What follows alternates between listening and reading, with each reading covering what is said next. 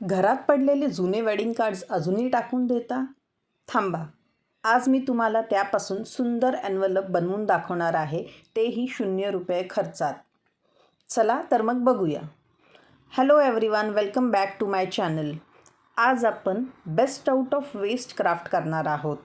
Wedding card reuse करून easy आणि सुंदर एन्व्हलप बनवणार आहोत, ते सुद्धा स्टेप बाय स्टेप. तर व्हिडिओ शेवटपर्यंत नक्की बघा. सगळ्यात आधी मी इथे एक वेडिंग कार्ड घेतला आहे. आता त्याच्यावर मी मार्किंग करून घेते. ह्या वेडिंग कार्डवर 2 डिझाईन्स होते, वर आणि खाली. तर ह्याच्यापासून मी 2 एन्व्हलप्स तयार करणार आहेत. त्यासाठी मी वरचा भाग कट करून बाजूला ठेवणार आणि त्याचासुद्धा मी व्हिडिओ तुमच्यासाठी लवकरात लवकर घेऊन येईन.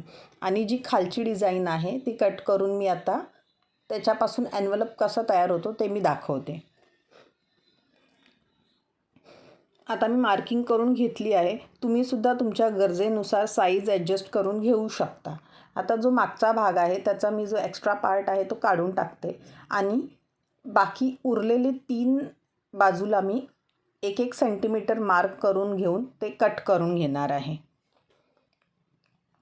आता मी इथे 1-1 सेंटीमीटर मार्क करून घेते आहे आणि हे मी 3ही बाजूनी कट करून घेणार आहे, जे मी मार्किंग करून घेतले ते. जर तुम्हाला अशा अजून वेडिंग कार्ड रियूज आयडियाज पाहिजे असतील तर कमेंटमध्ये एन्व्हलप नक्की लिहा. आता हे मी कट करून घेतलं आहे. आता जो बाहेरचा भाग उरलेला आहे तो आपण स्केलनी फोल्ड करून घेऊया, म्हणजे आपल्याला ते प्रॉपरली स्टिकिंग करता येईल.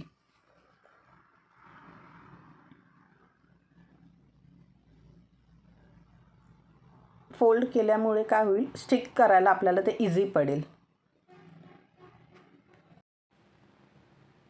आता जे कॉर्नरचे जे स्क्वेअर पार्ट आहेत ते मी कट करून घेते. तुम्हाला माझ्या चॅनलवर मॅट रांगोळी, रेडी रांगोळी आणि वेगवेगळे क्राफ्टचे आयडियाजचे व्हिडिओजसुद्धा बघायला मिळतील. जर तुम्ही माझा चॅनल सबस्क्राईब केला नसेल तर नक्की सबस्क्राईब करा, म्हणजे जे नवीन अपडेट्स आहेत ते तुम्हाला लवकरात लवकर भेटतील. आता हे मी ग्लूगनच्या मदतीने चिकटवून घेते. जो खालचा भाग आहे, खालचा आणि बाजूचा भाग आपण चिकटवून घ्यायचा आहे.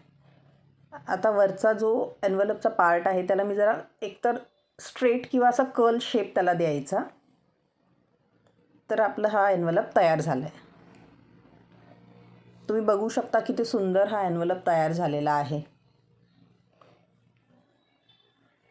जर तुम्हाला माझा हा व्हिडिओ आवडला असेल तर नक्की लाईक करा, शेअर करा आणि सबस्क्राईब करायला विसरू नका. थँक्यू.